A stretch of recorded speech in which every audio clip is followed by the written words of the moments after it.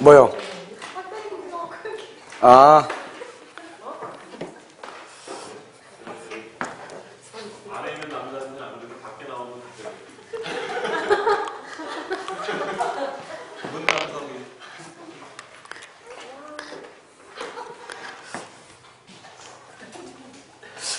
이런 거 저당권이요? 저당권 한번 보도록. 책 기본서요. 308페이지요. 기본서 308페이지요. 그러면 강의 노트는 몇 페이지죠?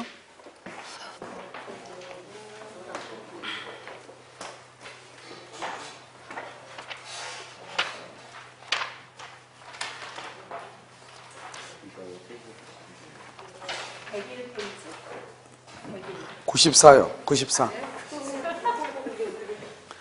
자, 94요. 자, 저당권 한번 보도록 하겠습니다. 여러분요, 저당권이라고 하는 것은 뭐냐면, 이렇게 갑이 있잖아요. 이렇게 갑이 있고, 을이 있죠? 을이 이렇게 1억을 주죠. 이 1억을 뭐라 하냐? 이것을 피담보 채권이다. 이렇게 얘기를 하죠. 피담보 채권. 이것을 뭐라 하면, 이것을 확정 채권이고요. 얘는 이렇게 등기가 이렇게 되어 있죠. 그 다음에요, 이렇게 이제 갑이라고 하는 사람의 건물에다가요, 을이라는 사람이 이렇게 저당권을 설정을 하죠. 그래서 저당권하면 이렇게 등기를 하게 된단 말이죠. 그러면 이 을이라고 하는 사람을 뭐라고 하냐? 채권자라고 얘기를 하고요. 이 갑을 뭐라고 하냐? 이 사람을 채무자다. 이렇게 얘기를 하죠. 그 다음에 이 갑을 뭐라면 저당권 설정자다. 이렇게 얘기를 해요. 저당권 설정자. 이렇게요. 그 다음에 이 저당권에서 이렇게 등기가 되잖아요. 등기가 되면 이 사람을 뭐라 하냐면 저당권자다. 이렇게 얘기를 해요. 그럼 피담보 채권이죠. 그러면 이 피담보 채권을 뭐라 하냐? 이것을 주된 권리다. 이렇게 얘기를 해. 그래서 우리가 이제 민법 총칙을 공부를 할 때 보면 주된 권리, 종된 권리 이런 말이 나오잖아요. 그때 보면 우리 이제 돈을 빌리는 게 주된 목적이고요. 그 다음에 이 혹시 갑이라고 하는 사람이 돈을 갚지 못할 것에 대비해서 담보로 잡는 거잖아요. 저당권이라고 하는 것은요. 그래서 이 저당권을 뭐라고 하냐? 이것을 종된 권리다. 이렇게 얘기를 하는 것이에요. 그러면 어떻게 되면 먼저 여러분요, 우리 항상 주된 권리, 종된 권리 그러면 항상 뭐를 생각하냐면 청와대를 생각하면 돼요. 청와대요. 여러분 청와대를 보면 어떻게 해요? 먼저 대통령이 있고 나서 뭐 누가 있어요? 비서진이 있는 거잖아요. 주된 권리가 있고 나서 종된 권리가 있는 거죠. 그래서 주된 권리가 있어야 종된 권리가 있다. 이것을 뭐라고 하냐? 성립상의 부종성이다. 이렇게 얘기를 해요. 그래서 성립상의 부종성 이렇게 얘기하죠. 그래서 성립상의 부종성 이렇게요. 이렇게 얘기하고요. 그 다음에 죄송해요. 웬 이런 사건이 있지? 자요. 성립상의 부종성 이렇게요. 이렇게 있고요. 이 주된 권리가 이렇게 이전을 하잖아요. 이전을 하면은 종된 권리도 같이 뭐라냐? 이전을 이렇게 하는 거죠. 이것을 우리는 뭐라냐? 이전상의 부종성이다. 이렇게 얘기를 해요. 이것을 다른 말로 뭐라고 표현하냐? 이것을 수반성이다. 이렇게 표현을 해요. 수반성 이렇게요. 그 다음에 여기서 보면 갑이 을한테요 1억 원의 돈을 갚죠. 갚으면 어떻게 돼요? 저당권은요. 저당권은 당연히 소멸을 해요. 그래서 저당권은 당연히 소멸을 해요. 이것을 우리는 뭐라 하냐? 존속상의 부종성이다. 이렇게 얘기하죠. 존속상의 부종성. 그래서 우리가 이제 이걸 그냥 우리는 흔히 말할 때 부종성이라고 얘기하고요. 이전상의 부종성을 수반성이라고 얘기하는 거예요.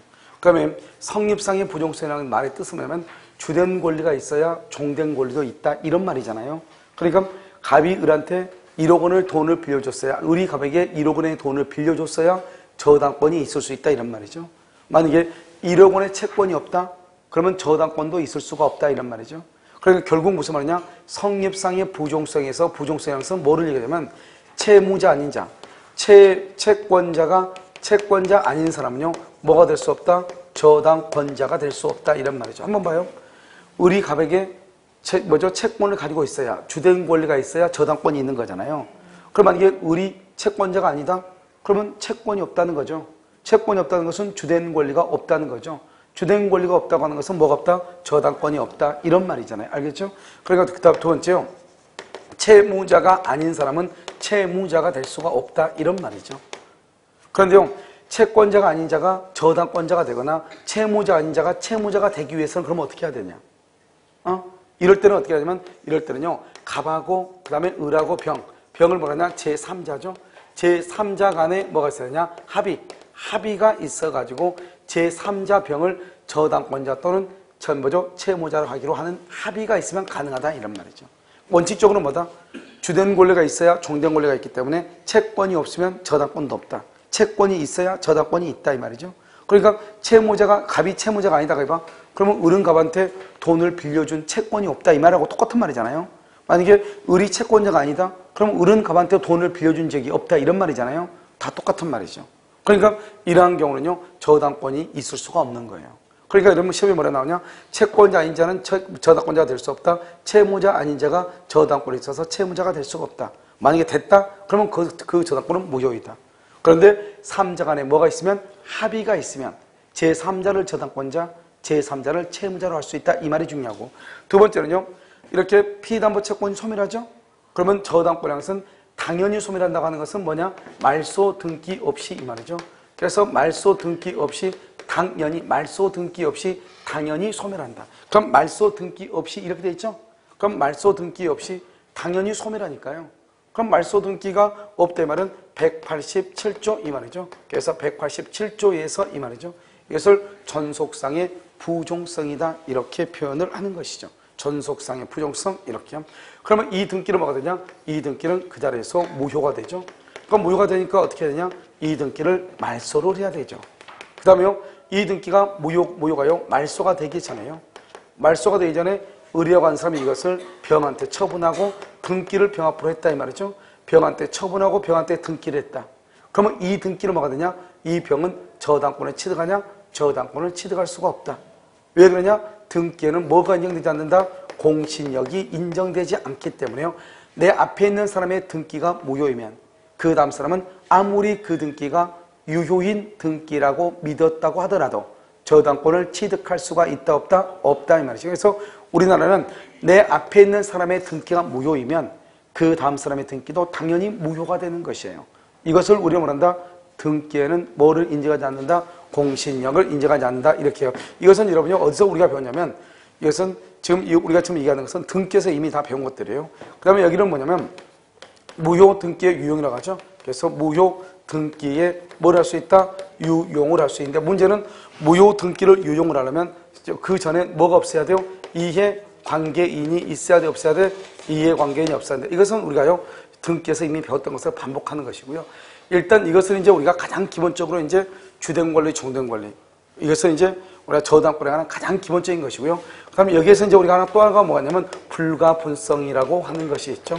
그래서 불가분성 이것이 하나 있다. 불가분성은 것은 나눌 수가 없다 이 말이죠. 어떻게 나눌 수가 없냐? 갑이 있고 여기 을 있죠. 을이 갑한테 1억 원을 빌려주죠. 그러고 나서 갑의 건물이요 2층에다가 이렇게 저당을 잡았단 말이죠. 저당권. 그래서 저당권 등기를 했어요. 그런데 갑이요 을한테요 얼마를 갚았냐? 5천만 원을 갚은 거예요. 그럼 5천만 원 갚으면 지금 얼마가 남았죠? 5천이 남았죠? 5천이 남았으면 2층짜리에다 저당을 잡았잖아요. 그래가지고 1억일 때 저당을 잡았죠? 그럼 지금 얼마 남았어? 5천이 남았죠? 그러면 여기요 2층에 대한 저당권 없어지고 그러면 1층에만 저당권이 있는가 이런 말이에요. 우리는요 채권을 가지고 저당권을 나눌 수가 없다. 갑은 나눌 수가 없다. 그걸 불갑이라고 그래. 나눌 수가 없다. 알죠? 그래서 나눌 수가 없기 때문에 이 채권이 1억이잖아요. 1억 원의 채권을 가지고 저당권을 나누지 못하기 때문에 갑이 을한테 5천만 원 갖고 5천이 남았죠? 5천이 지금 남았잖아요. 5천이 남았는데 그러면 이 저당권은 어떻게 되냐? 저당권은 1억일 때의 저당권이나 5천일 때의 저당권이나 똑같이 그대로 있다 이 말이에요. 똑같이. 알죠? 똑같이 그대로 있다. 이것을 우리는 뭐란다? 불가분성이다 이렇게 얘기하고요. 두 번째 이제 중요한 것은 뭐냐면 물상대위라고 하는 것이에요. 이 물상대위라는 것은 물건 위에 대신 위치를 점한다 이 말이잖아요. 물상대위라고 하는 것은요. 그럼 무슨 말이냐면 이렇게요. 갑이라는 사람이 있고 여기 을이라는 사람이 있잖아요. 그래서 을이 갑한테 1억 원을 빌려주고 갑의 건물에다가 뭐를 하냐? 이렇게 저당권을 설정을 했잖아요. 그래서 저당권을 하고 이렇게 등기를 하죠. 저당권 설정 등기를 했죠. 그런데 어떻게 돼요? 이 저당권이라는 것은 뭐냐? 이것은 물건이거든요. 물건이라고 하는 것은 뭐냐? 사람이 물건을 뭐냐? 지배할 수 있는 권리거든요. 그래서 사람이 물건을 지배할 수 있는 권리다 이렇게 얘기해요. 그러면 사람이 누구냐? 여기가 저당권자니까 을을 얘기하죠. 을이라고 하는 사람이 이 물건을 지배하는 거죠. 이것을 물권이라고 얘기를 해요. 그럼 이것을 뭐라 하냐? 저당권이라고 얘기한단 말이죠. 그런데 문제는 뭐냐면 이 물건이요. 이 물건이 뭐가 되냐? 이렇게요. 물건이 멸실이 된단 말이죠. 그 다음에 훼손이 됐어. 훼손. 그 다음에 또 뭐냐? 공용징수가 됐다. 이런 말이죠. 이것을 뭐라고 표현하냐? 멸회공. 이걸 암기해야 돼. 왜냐하면 다른 것은 절대 안 되니까.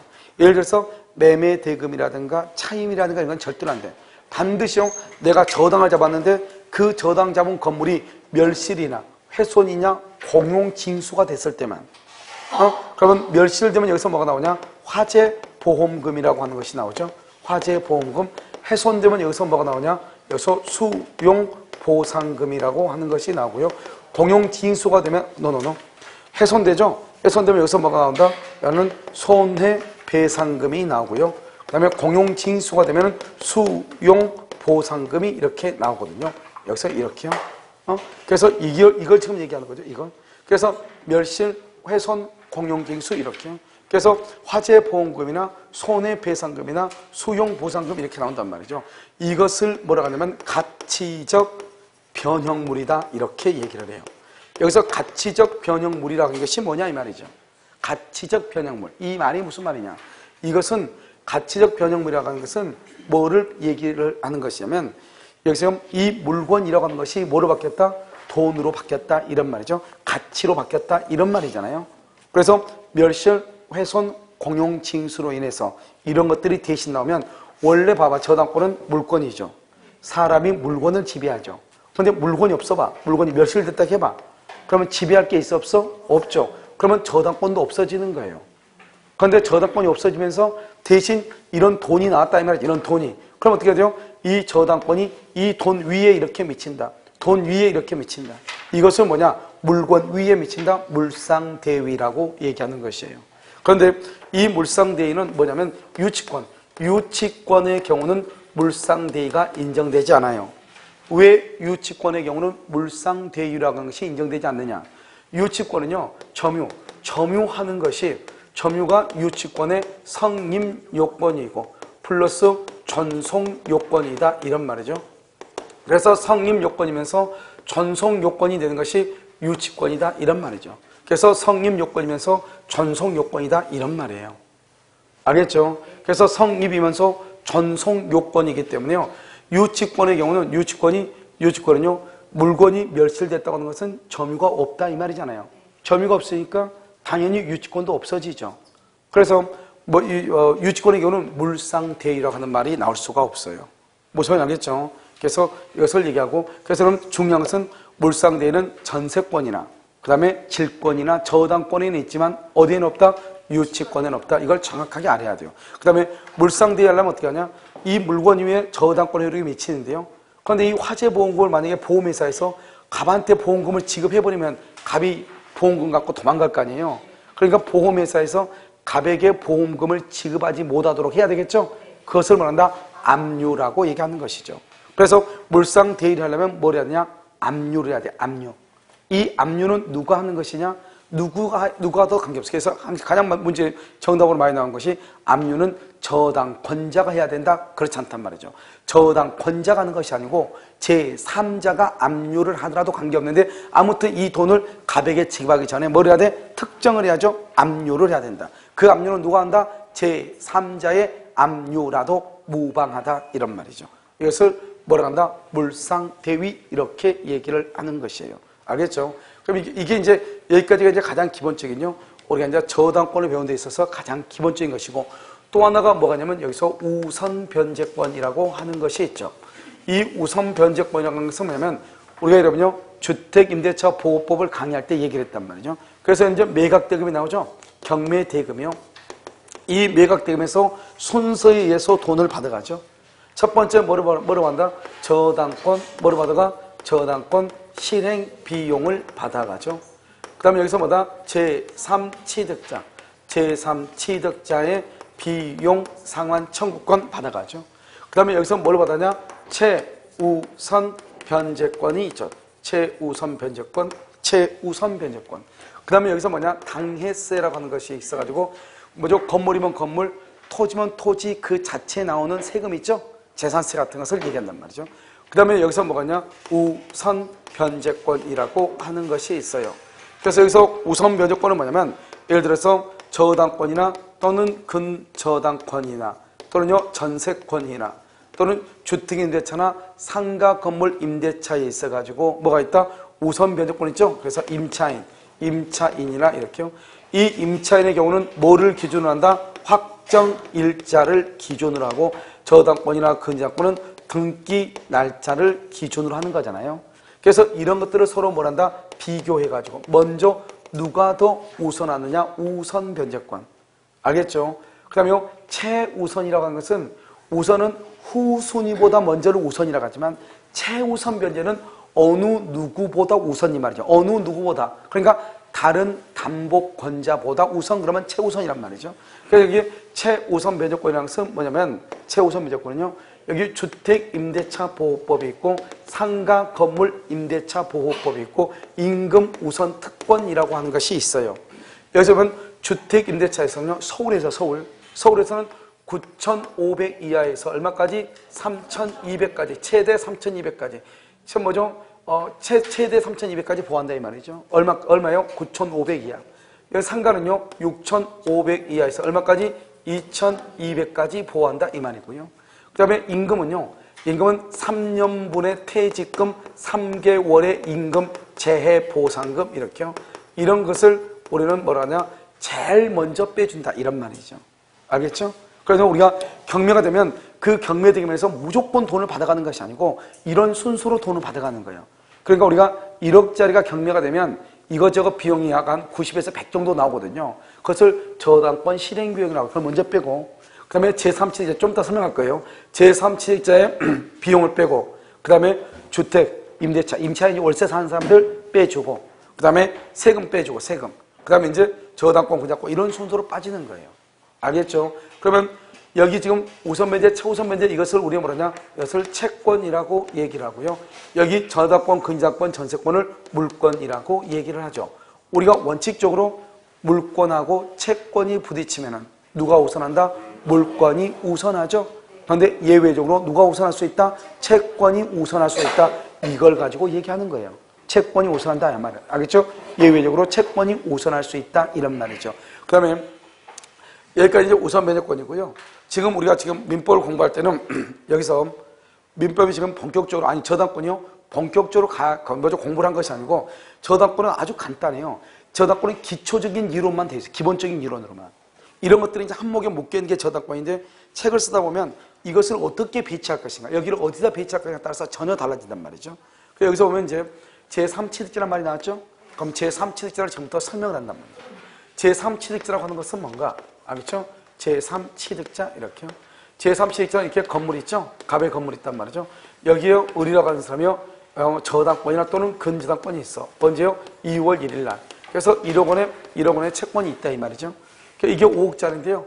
1억 원이요. 그런데 여기서 병이라고 하는 사람이 뭐냐면 이 사람이 전세권자, 전세권, 그 다음에 매수인 이 말이죠. 매수인 언제요? 여기 3월 1일 날이요. 그러니까 저당권이 있는 건물을 그 다음에 2월 1일이고 3월 1일이죠. 저당권이 있는 집에 전세를 들어간 사람, 저당권이 있는 집을 산 사람, 이 사람을 뭐라 한다? 제3취득자라고 얘기하는 거예요. 알겠죠? 자, 그 다음에 또 한 가지는요. 이렇게 땅이 있죠? 토지가 있으면 어떻게 돼요? 이 토지에 의뢰한 사람이 2월 1일 저당권, 피담보 채권 1억의 채권이 있거든요. 저당권이요. 여기 저당권이요. 이렇게 토지에 저당권이 있는데 그 다음에 이 병이요. 3월 1일 날 이 토지에 대해서 지상권을 설정을 했거나 전세권을 설정을 했거나 전세권, 그 다음에 뭐 한 것이다? 매수한 사람, 매수. 이것을 우리는 뭐라고 표현하냐? 제3취득자다 이렇게. 제3취득자 이렇게 얘기하죠. 제3취득자 이렇게. 이것을 뭐라고 하냐? 제3취득자 이렇게 얘기하죠. 제3취득자 이렇게. 그러니까요. 여기 저당권 밑에요. 전세권 매수인. 알겠죠? 저당권 밑에요. 지상권 전세권 매수인. 이것을 우리는 제3취득자다 이렇게 얘기를 하는 것이에요. 그러면 이 제3취득자는 어떻게 하냐면요. 이것이 두 가지가 있죠. 하나는 경매가 되기 전에, 경매가 되기 전이 있고 경매가 되고 경매 후가 있고요. 경매 실행 전, 경매 후. 그럼 경매가 되기 전에 어떻게 해야 돼요? 빨리 돈을 갚아가지고 어떻게 해야 돼? 경매를 막아야 되겠죠? 그럼 어떻게 해야 돼요? 이 을이라고 하는 사람이 갑이라는 사람한테 뭐죠? 10월 1일까지 돈을 갚기로 했단 말이죠. 그런데 10월 1일이 됐는데 돈을 갚지 않으니까 이 을이 지금 경매가 들어왔을 거 아니에요. 경매가 들어오면 어떻게 되냐? 저당권자가 경매하면 이 밑으로는 다 없어지거든요. 그러니까 어떻게 돼요? 경매를 막아야 되겠죠? 경매를 막으려면 어떻게 되냐? 경매되기 전에는 먼저 피담보 채권의 변제기 후, 이 말이 중요해요. 변제기 후, 즉 돈 갚을 날짜가 지났다 이 말이죠. 그럼에도 불구하고 갑이 돈을 갚지 않는다 이 말이죠. 그러면은 저당권자가 경매를 청구하겠죠. 그러면 이 사람은 어떻게 해요? 경매를 청구를 못하게 막아야 되겠죠. 그러니까 변제기 후 어떻게 하냐면 채무자가 누구죠? 갑이죠. 채무자 갑의 의사에 반해서 의사에 반하더라도 채무자의 의사에 반하더라도 변제기 후 채무자의 의사에 반하더라도 그 다음에 채권을 뭐하고 채권을 뭐한 후 변제한 후 채권을 변제한 후 뭘 한다? 여기서요 말소를 청구하죠. 저당권 등기 말소를 청구하고 그 다음에 채무자에게 뭘 한다? 채무자에게 구상권을 행사를 한다. 구상권을 행사. 왜요? 지금 이 돈은 갑이 빌린 돈이지 내가 빌린 돈이 아니잖아요. 갑이 갚아야 될 돈을 누가 갚았어? 내가 대신 갚아준 거잖아요. 그러니까 그 돈을 내가 가서 갑한테 받아와야죠. 갑한테 받아온다는 것을 뭐라고 하냐? 구상권이라고 얘기하는 거예요. 뭐라고 한다? 구상권이다 이렇게. 그런데 만약에 경매가 돼버리면 어떻게 돼? 이 사람이 돈이 없을 수 있잖아요. 그럼 경매가 되면 어떻게 돼? 내가 경매인이 될 수 있어. 경매인. 내가 경락을 받을 수 있어. 그 다음에 또 뭐가 될 수 있냐? 여기 오면 우리가 경매가 되면 우선 변적권에 의해서 제3취득자가 두 번째로 뭐를 받을 수 있어? 비용. 이때의 비용은 뭐냐? 이런 사람들이요. 이 건물에 대해 전세를 들어가가지고 이 건물을 수리한 수리 비용 같은 게 있을 거 아니에요? 그러한 비용을 대신 경매되면서 이 사람이 대신 받아 나올 수 있다 이런 말이죠. 그래서 이것을 뭐라 한다? 제3취득자가 경매되면서 뭐를 받을 수 있어? 비용 상환을 받을 수 있다. 그래서 비용 상환 청구권 이렇게 얘기하죠. 경매가 되면 이것을 우리는 제3취득자다 이렇게 얘기를 하는 것이에요. 제3취득자다 이렇게요. 그 다음에요. 그래서 항상 기본적으로 뭐를 알아야 되냐? 제3취득자는 저당권이 있고 난 다음에 전세권이나 지상권이나 매수를 한 사람을 뭐라 한다? 그것을 제3취득자다 이렇게 얘기해. 그러면 이제 우리가 지금 뭐냐면 여기서 이제 말소 기존 권리라고 하는 것이 이게 아주 중요하죠. 여러분요, 중개사법에서도 경매를 배웠잖아요. 그럼 이 말소 기존 권리라고 하는 것은 뭐냐? 먼저 쭉 보면 말소 기존 권리는 저당권이 있고요. 저당권 또 여기요 근저당권이 있고 압류, 가압류. 원래는 이 두 가지만 보면 되죠. 그런데 여기가 뭐가 있냐면 경매 기입등기 있죠? 기입등기라든가 그다음에 가등기 담보 있죠? 가등기 담보 이런 것들도 말소 기준이 돼요. 그러면 이 말소 기준이라고 하는 말의 뜻은 뭐냐? 이렇게 갑이 있고 여기요 A가 있고 B가 있고 C가 있단 말이죠. 여기는 저당권이고 여기는 근저당권이고 여기는 전세권이다 이 말이죠. 그러면 이 집이 경매가 되잖아요. 경매가 되면 저당권, 근저당권, 압류, 가압류 이런 것들이 어디가 있나 찾았더니 여기 저당권 여기 있네. 여기 근저당권이 있네. 그럼 둘 중에서 어디가 더 높아요? 저당권이 더 높죠. 이 저당권을 말소가 되는 기준이다 이렇게 얘기를 해요. 그래가지고 말소가 되면 이 저당권 이하는 전부가 다 소멸해. 그래서 경매가 되면 전부가 다 소멸하는 거예요. 그러니까 전세권도 아직 기간이 남아있어도 경락이 되면 모두 다 없어지는 거예요. 그러니까 여러분들이 경매학원에서 가서 배우는 게 이거 배우러 간다고 경매학원에. 알겠죠? 어떻게 되는가 이런 말이죠. 그러면 만약에 이것을 경락받은 경락인이 있을 거 아니에요. 경락인이요. 그래서 경락인이 있겠죠. 그래서 경락인 을이 이렇게 있을 거 아니에요. 경락인 을이요. 경락인 을이 있겠죠. 그러면 여기 A, B, C 이렇게 있잖아요. 그러면 A 이하는 전부가 다 소멸해. 이걸 소멸한단 말이죠. A 이하는 전부가 다 소멸하고 이 경락인은 책임질 게 있어 없어? 없단 말이에요. 그러니까 만약에 자기가 생각했을 때 이 건물이 5억 정도가 된다. 그럼 얼마에 들어가면 된다? 5억 원의 경매에 들어가면 돼요. 그러면 이 사람이 2억이고 2억이고 2억이다. 그럼 어떻게 하냐? 순서에 의해서 돈을 받아가는 거죠. 이 사람이 A가 2억 받아가고 B가 2억을 받아가고 C는 얼마를 받아간다? 1억을 받아가는 거죠. 얼마 손해봐? 1억을 손해보는 것이죠. 1억을 손해. 알겠죠? 이것을 우리는 뭐란다? 경매다. 이렇게 얘기를 하는 것이에요. 무슨 말인지 알겠죠? 자, 또 한 가지로 보면 여기서 이제 이런 게 있죠. 여기요. 갑이 이렇게 있죠. 갑이 5억짜리 건물을 가지고 있는데 여기 A가 있고 B가 있고 C가 있단 말이죠. 그러니까 여기는 전세권이 있어요. 전세권. 여기는 근저당권이 있어요. 여기는 저당권이 이렇게 있어요. 그래서 경매가 된단 말이죠. 그럼 이 중에서 또 찾는 거예요. 뭐를 찾는 것이냐? 저당권, 근저당권 이런 것이 어디 있나 찾는 거예요. 찾았더니 어디 갔냐? 근저당권 여기 있고 저당권 여기 있네. 그렇게 돼 있죠? 이 중에서 어디가 제일 높아요? 근저당이 높죠? 그럼 B가 말소가 되는 기준이에요. B가. 그럼 어떻게 되냐? 근저당권 이하는 전부가 다 소멸해. 이것을 소멸주의라고 얘기하는 거예요. 소멸주의요. 그런데 이 전세권은 말소 기준 권리보다 위에 있죠? 위에 있는 것, 이것은 소멸한다 안 한다? 소멸하지 않는 것이에요. 소멸하지 않는다? 그럼 뭐가 되냐? 이 건물을 경락받은 경락인이 있을 거 아니에요? 경락인. 이 경락인을 병이라고 얘기하는 거예요. 그러면 이 경락인 병, 소멸하지 않고 경락인 병이 뭐죠? 전세권을 인수하는 거예요. 이것을 인수주의라고 얘기를 해. 이게 2억이고 2억이고 2억이다. 그런데 이게 내가 생각할 때, 경락이 생각할 때 이 건물은 5억짜리다 이 말이지. 5억. 그럼 내가 경매에 들어갈 때 얼마에 들어가야 돼요? 5억에 들어가야 돼요? 7억에 들어가야 돼요? 얼마에 경매에 들어가야 돼요? 얼마에? 3억 원에 들어간다. 3억에. 3억에 들어가요. 왜? 내가 경락인이 이 사람이 이 전세권은 없어지지 않고 내가 이걸 인수한다는 것은 내가 책임을 진다 이 말인데 이 물건은 5억인데 내가 2억을 내가 책임을 져야 되는데 7억에 들어가면은 이건요 보통 똘끼가 있는 것이 아니죠. 알겠죠? 그럼 얼마에 들어가야 돼? 이건요 3억에 들어가야 되니까 한 번 경매가 유찰되면은 2억씩이 차감이 되거든요. 맞죠? 20%가 차감이 되거든요. 그러니까 경매가 5억에 딱 들어가면 얼마에 한번 참으면 얼마 돼? 20%가 없어져. 그럼 얼마가 돼? 4억이 돼. 그럼 두 번째 경매가 또 시작되죠? 그럼 또 얼마가 또 없어져? 20%가 또, 그러면 또 들어가면 안 돼. 또 참아야 돼. 알겠죠? 인내심이 필요하죠? 쫓아오면 또 20%가 참되니까 8천만 원이 없어지죠? 그러면 이제 얼마가 돼? 3억 2천이 되죠. 알겠죠? 그럼 3억 2천 또 시작하죠? 한 번 더 참아줘야지. 그러면 또 얼마 돼? 6,400이 되죠? 6,400이 또 없어지죠. 그러면 이제 얼마가 되냐면, 얼마가 되겠죠? 그럼 이제 그때 이제 내가 생각을 해가지고 2억 한 9천이나 이렇게 딱 들어가야죠. 그러면 2억 9천에 들어가면 1,000만 원 정도 남죠? 그럼 여기 얼마를 책임져? 2억 책임지죠? 그러면 4억 8천이 되죠? 4억 9천. 그럼 1,000이나 2천 정도 이렇게 내가 남기는 거죠.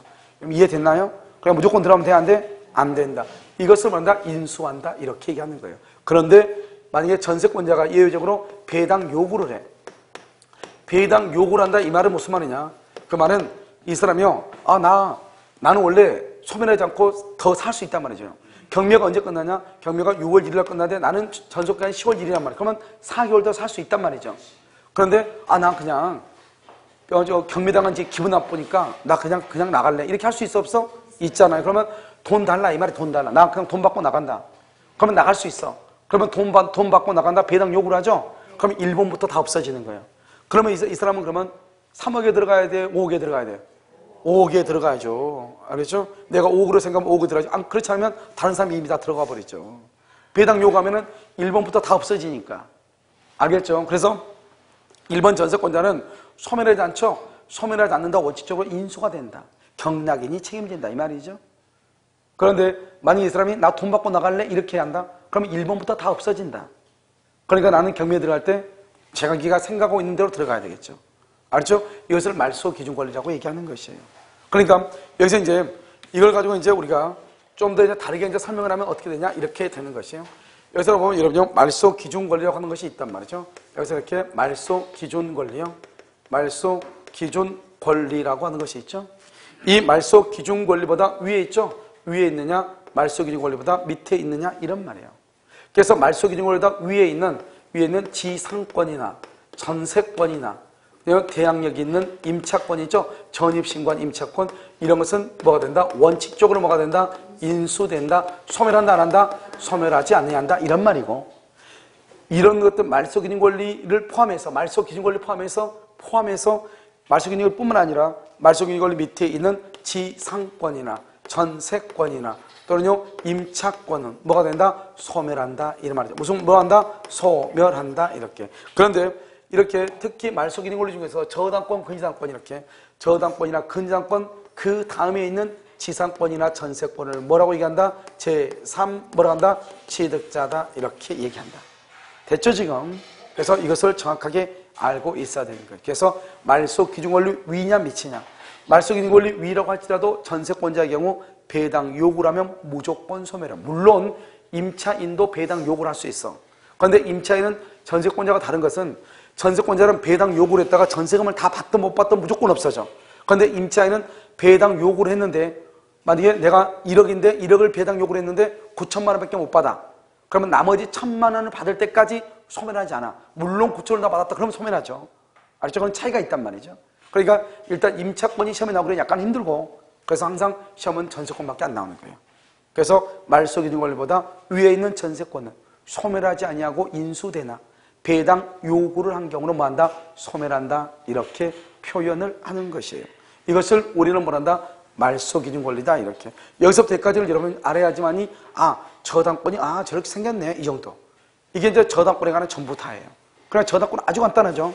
세상을 제일 쉬운 게 저당권이다. 이런 말이죠. 알겠죠? 그래서 저당권은 기본적으로 두 문제가 나오죠. 알겠죠? 기본 저당권으로 두 문제가 나오는데 우리가 책을 보면 저당권이 왜 어렵냐? 내가 지금 이런 얘기한 것을 연결을 해가지고 책으로 글로 연결을 해서 써야 되는데 사실 그게 좀 어렵단 말이죠. 그래서 저당권은 여러분 어떻게 알고 있으면 되냐? 지금 이 나와 있는 지금 여기서부터 이렇게 한 판 썼잖아요. 이 내용만 딱 알고 있으면 여러분들이요. 저당권에 관한 것은 모든 것을 다 해석할 수 있어요. 알겠죠? 세상에서 제일 쉬운 게 저당권이니까. 자, 그 다음에 이제 여기서 보면 우리가 이제 뭐를 쳐다보냐면 여기에서 이제 이거 말고 그러면 몇 가지가 있냐? 딱 세 가지만 더 보면 한번 볼까요? 이거 말고 딱 세 가지. 첫 번째 뭐냐? 우리는 채권이라는 건 뭐냐? 채권. 두 번째, 어디다가 저당을 잡느냐? 객체. 저당권은 어디까지 효력이 있느냐? 경매가 됐으냐? 어디까지 효력이 있느냐? 그리고 마지막으로 저당권에 대한 침해. 이렇게 딱 세 가지예요. 세 가지. 알겠죠? 네 가지. 그럼 채권이란 게 뭐냐? 저는 채권. 그럼 저당권에 있어 채권은 어떤 채권이냐? 이런 말이죠. 첫 번째, 금전에 한하지 않는다. 금전 말고 나머지 다 된다. 금전 말고도 된다. 그게 무슨 말이냐? 여러분요, 예를 들어서 갑이 그한테 이것을요, 이 물건을 나한테 인도해 주기로 했단 말이죠. 그런데 나중에 안 주면 어떡할 거야? 골치 아프잖아요? 그런데 이 물건이 얼마짜리냐? 1,000만 원짜리란 말이죠. 그런데 나한테 안 줄 수도 있잖아요? 그러면 나는 어떡하냐? 너 혹시 나중에 다음 달에 이거 준다겠는데 혹시 못 주면 내가 손해를 보잖아요? 손해볼 수 있으니까 그러면 당신 아파트에다가 1,000만 원 물건을 인도 못할 것을 조건으로 1,000만 원 상당의 저당을 잡아달라. 이렇게 할 수 있단 말이죠. 그러니까 지금요, 돈을 빌려준 거 아니잖아요. 금전, 돈 빌려준 게 아니죠. 물건을 넘겨주기로 했죠. 근데 이 물건을 넘겨주지 못했을 때 나한테 1,000만 원 정도의 손해가 예상되니까 그러면 1,000만 원을 상당을 해서 조건부로 왜 물건을 인도해 주지 못할 것을 조건부로 저당을 잡아달라 할 수 있단 말이죠. 그러니까 우리가 저당을 잡을 때는 반드시 돈을 빌려주고만 저당 잡는 것이 아니다. 이걸 지금 얘기하는 거예요. 그 다음에 두 번째로 뭐냐면 우리가 1억이죠. 1억을 빌려줬는데 1억을 대부분 1억 빌려주면 1억에 대해서 저당을 잡죠. 그런데 반드시 1억이 아니고 여기서 6천만 원만 저당으로 잡을 수도 있어요. 그 다음에 세 번째는요.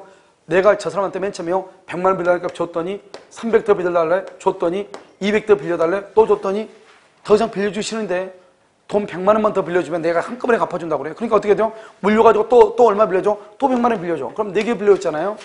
그러면 어떻게 해? 돈 안 주면 어떻게 해야 돼? 각각 하나씩 저당을 잡아야지. 각각 하나씩. 올망졸망한 거 저당 잡아가지고 돈보다는 원금보다 뭐가 더 많아? 저당권 설정 비용이 더 많을 수 있죠. 그러니까 어떻게 한다? 이것을 합해가지고 하나로 잡을 수 있다. 이런 말이죠. 그래서 합하면 어때요? 합해봐. 모두 얼마예요?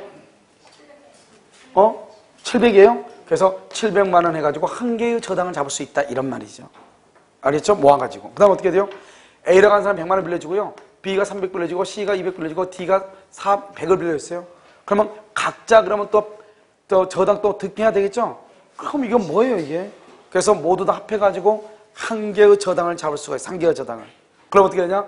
A는 7분의 1, B는 7분의 3, 7분의 2, 7분의 1 이렇게 또 저당을 잡을 수 있는 거예요. 무슨 말인지 알겠죠?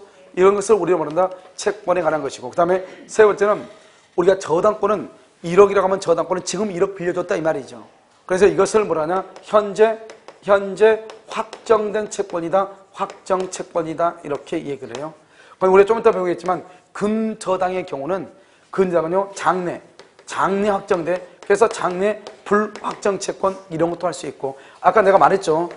물건을 인도하지 못할 것을 조건으로. 그런 얘기했죠. 우리 그것을 뭐라냐? 조건부 또는 뭐다? 기한부 채권. 조건부, 기한부 채권을 가지고도 저당을 잡을 수 있다. 이렇게 얘기하는 거예요. 그런데 이제 여기는 이제 우리가 채권에서 한 가지 더 알아야 될 것은 뭐냐면 360조를 알아야 되는데 360조에 보면은 뭐라고 되어 있느냐. 이렇게 이제 갑의 거리 있으면 의리갑한테 1억 원을 빌려주고 1억에 이자 100만 원. 그래서 갑의 건물에 뭐랬냐? 이렇게 저당을 잡았죠. 저당권 플러스 등기 이렇게. 저당권 등기를 했다 이런 말이죠. 그래가지고 언제 했냐면 여기 90년 1월 1일부터 여기 95년 1월 1일까지 이렇게 돈을 갚아라. 그러면 95년 1월 1일이 변제기죠. 변제가 되는데 인간이 96년, 97년, 98년 1월 1일 날 돈을 갚는다 이 말이죠. 그럼 돈 갚을 날짜로부터 지금 몇 년이 지났어요? 3년이 지났죠. 3년. 그러면 나는 그러면 돈을 어떻게 받느냐? 360조에 뭐라고 돼 있냐? 이렇게 돼 있어요. 우리가 이 집에 이제 돈 안 갚아서 이 집이 경매가 됐겠죠. 경매가 됐겠죠. 그러면 경매 대금이 나오죠. 이 경매 대금에서 어떻게 받느냐? 먼저 360조는 먼저 원금이다. 원금. 그 다음에 이자. 그 다음에 위약금이다 이 말이죠. 그래서 원금, 이자, 위약금은 등기가 되어 있는 범위에서만 받는다 이런 말이죠. 원금, 이자, 위약금은.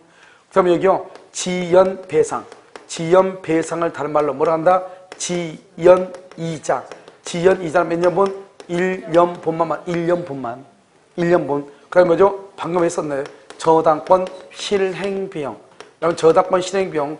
여기 보면 경매 대금에서 어떻게 받는다? 제일 먼저 이걸 뺀다고 그랬죠? 저당권 실행비용. 알겠죠? 이것을 받는 거예요. 이 두 가지는 등기가 없어도 받는 것이고, 여기 보면 지연배상, 지연이자는 1년분만 받는데 여기에 이자는 어떻게 받느냐? 제한 없이 받는단 말이죠. 제한 없이. 여기에서 말하는 제한 없이라고 하는 것은 이자를 100%, 200%, 300% 받을 수 있냐? 그 말이 아니고, 이것은 뭐를 얘기하는 것이냐? 지금 90년에서 95년까지 계약을 했죠? 그럼 5년간이죠? 5년간이면 모두 몇 개월이에요? 60개월이지 몇 개월이에요? 12 곱하기 5 힘들어. 알겠죠? 그래서 60개월이죠? 60개월이면 이자가 한 달에 100만 원씩이죠?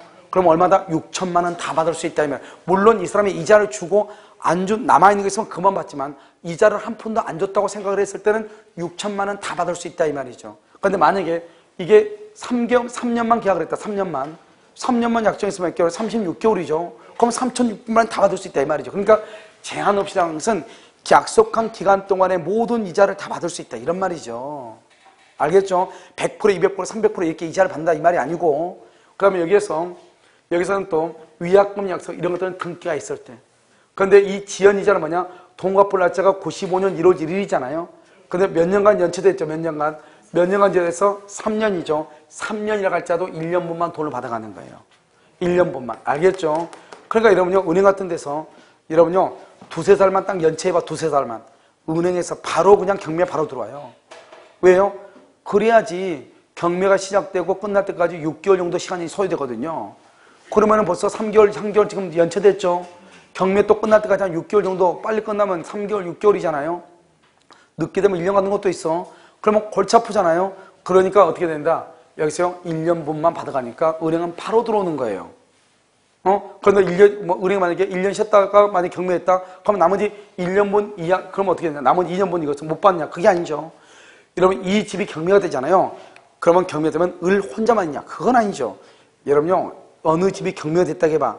그 집 등보를 보면 줄줄이 상탕기 해가지고 밑에 똥짜발이 저 끝에까지 해가지고 한 40-50개가 붙어. 과장되게 얘기하면 최소한 10개 이상이 붙는단 말이죠. 뭐 별의별 끝에 다 붙어있죠. 그러면은 이 사람 혼자만 돈을 받아가면 되겠어, 안 되겠어? 안 되죠. 다른 사람들도 돈을 받아가야 될 거 아니에요. 그러니까 다른 사람들도 돈을 받아갈 수 있도록 하기 위해서 일단 1년분만 받아가고 나머지 2년분은 못 받냐? 그게 아니고 다른 사람들도 받아가고 남는 돈이 있으면 거기에서 돈을 받아가는 거예요. 만약에 남는 돈이 없다 그러면 어떻게 돼요? 그러면 2년분 못 받아? 그건 아니죠 또. 갑이 다른 재산이 있나 봐. 다른 재산. 그 다른 재산에 가서 돈을 받아오는 거예요. 그 다른 재산에. 없으면 어떡한대? 그럼 뭐 울면 되죠. 알겠죠? 어떻게 하면 돼? 울어. 알겠죠? 못 받으니까. 그럼 뭐 간단한 문제죠. 민사는요, 돈 없으면 못 받으니까.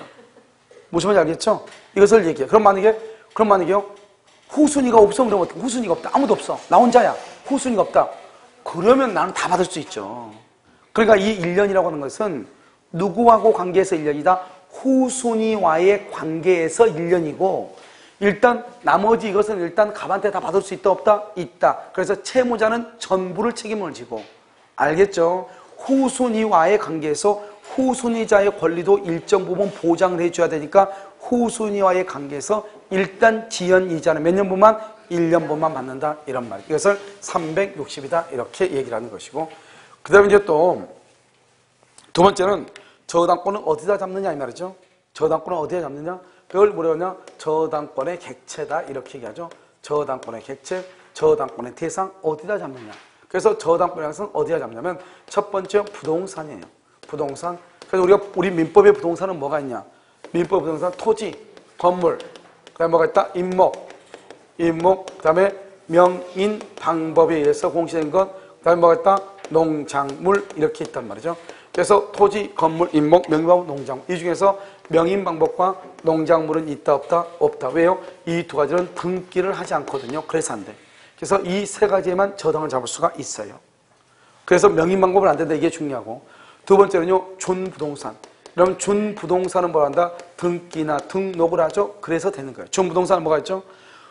원칙적으로는 동산이죠. 자동차, 항공기, 선박, 중장비 이런 것은 원칙적으로는 동산이지만 이런 것은 등기나 등록을 하기 때문에 우리 민법에서는 이것을 부동산처럼 취급을 하거든요. 부동산처럼 그것을 뭘 한다? 부동산에 준한다. 준부동산, 부동산으로 의제한다. 의제 부동산이라고 얘기를 하는 것이에요. 그 다음에 세 번째는 뭐냐면, 세 번째는 지분 위에도, 지분은 등기라거든요. 그래서 지분 위에도 저당을 잡을 수 있고요. 네 번째는요, 뭐가냐면, 어업권 있죠? 어업권이나 광업권이 있거든요. 어업권이나 광업권 위에도 저당을 잡을 수 있고요. 다섯 번째는요, 공장재단이라든가 광업재단이라고 하는 것이 있거든요. 우리가 이제 재단이라는 것은 재산의 단체죠. 공장에 있는 재산의 단체란 말이 무슨 말이냐? 공장 안에 이렇게 기계밖에 없어. 내가 사장인데. 기계밖에 없는데 돈을 좀 빌리고 싶어요. 그럼 어떡하냐? 이 공장에 있는 기계, 이 많은 기계 중에서요, 여기에 있는 기계요, 약 한 30대만요, 30대만 1년 번호를 해서 목록을 작성해가지고, 그걸 가지고 와서 은행에서, 은행 가다가 저당을 잡고 돈을 빌리는 것을 공장재단이라고 얘기하는 것이에요. 알겠죠? 그래서 공장재단이나 광업재단 이런 데서 저당을 잡을 수가 있고, 그 다음에 이제 여섯 번째는 뭐가 있냐면, 여기 우리가 이제 지상권, 지역권, 전세권이 있잖아요. 지상권, 지역권, 전세권이 이렇게 있죠. 그렇기 때문에 이 중에서 지역권에는 저당을 잡을 수 없고 지상권과 전세권에 저당을 잡을 수 있는 거예요. 시험에 가장 많이 나온 게 뭐냐? 다음 중에서 저당권의 객체가 아닌 것. 그러면 정답은 언제나 지역권이 2번이나 시험에 나왔고, 그 다음에 또 하나 명인 방법에 저당을 잡을 수가 있느냐 없느냐. 이게 시험에 나왔다. 무슨 말인지 알겠죠? 특히 여러분 보면 어업권이나 광업권에도 저당을 잡을 수 있다. 어업권이 뭐죠? 여러분 통영에 보면 굴채치 양식장 같은 거 하려면 어떻게 바다를 일정 수면을 국가로부터 허가를 받아 써야 되죠? 그런 것을 어업권이라고 얘기한단 말이죠. 알겠죠? 거기도 잡을 수가 있다 이런 말이죠. 이건 이제 저당권의 객체다 이렇게 얘기하고, 그 다음에 또 한 가지는 뭐냐면 저당권의 효력 범위라고 하는 것이 있어요. 그러면 저당권은 어디까지 효력이 미치는가? 그것을 뭐라고 하냐? 저당권의 효력 범위다 이런 것이 있어. 저당권의 효력 범위. 그럼 저당권은 어디까지 효력이 미치는가? 이런 말이죠. 그럼 뭐냐면 우리는 뭐라냐? 저당권은 다른 약정이 없으면 저당권 설정 전후를 불문하고 어디요? 부합물과 어디? 종물에 뭐한다? 미친다는 말을 뜻은 뭐냐? 맛이 같다는 것이 아니고 뭘 할 수 있다? 경락을 받을 수 있다 이런 말이죠. 저당권이 미치는 데까지 경락을 받아. 그 저당권에 의해서 경매가 되죠. 그럼 저당권이 미치는 범위까지 경락을 받아. 그러니까 여기서 뭐냐? 여기서 부합물이라고 하는 것은 뭐냐? 분리복구가 안 되는 거. 우리가요 뒤에 보면 뭐죠? 벽지 발라져 있죠. 이 벽지는 벽에 지금 부합되어 있다고 그래. 벽지는 뗄 수는 있지만 떼면 다 찢어지죠. 그러면 이건 뗄 수는 있지만 다시 본래의 용도로 사용할 수가 없단 말이죠. 그 다음에 벽에 페인트가 발라져 있죠. 페인트는요, 한번 벽에다 바르면은 더 이상 저 페인트를 뗄 수 있어 없어? 없잖아요. 이렇게 분리 복구가 안 되는 것을 부합되었다고 얘기하는 거예요. 부합. 여러분 지금 보면 유리창에 지금 흰색 선팅지 발라져 있죠. 그 흰색 선팅이 발라져 있는데 지금 선팅지를 뗄 수 있어 없어? 있죠. 하지만 저 선팅지 한번 떼면은 본래 용도로 사용할 수 있어요 없어요? 없죠. 왜냐하면 저건 한번 딱 떼자마자 늘어나거나 뭐 붓거나 그래서 쓸 수가 없단 말이죠. 그런 것을 부합이라고 해요. 시계 지금 벽에 시계 붙어 있죠. 시계 뗄 수 있어 없어? 있죠. 그러면 저쪽 제2 강의실에다 붙일 수 있어 없어? 있죠. 시계 돌아가 안 돌아가? 돌아가죠. 그것을 부합이 아니라고 얘기하는 것이에요. 됐죠? 그래서 여기 보면 이 부합물은 뭐가 있냐? 대표적인 부합물이 우리요 유류 저장 탱크. 유류 저장 탱크. 유류 저장 탱크는 어디가 있죠? 땅에 붙어 있죠? 그 다음에 또 뭐냐면 정화조 탱크. 정화조 탱크는 어디요? 건물에 붙어 있죠? 건물 바로 끝에 붙어 있죠? 정화조 탱크. 종물은 뭐냐면 우리가 배를 샀단 말이에요. 배를 사는데 노가 없어. 그럼 어떻게 돼요? 배를 샀는데 노가 없으면 산둥반둥으로 배가 밀려가겠죠? 알겠죠? 뭐가 있어야 돼? 노가 있어야지 배의 용도대로 쓸 수가 있죠.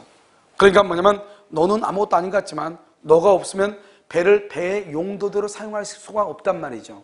그러니까 배라고 하는 것은 노가 있음으로 해서 배의 가치가 증가하는 거죠.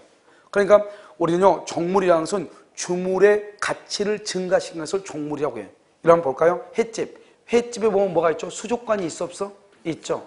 만약에 내가 횟집에 회 먹으러 갔는데 딱 가서 보니까 아무리 봐도 수족관이 없는 거예요. 그러면요, 그런데 어디서 회는 나와?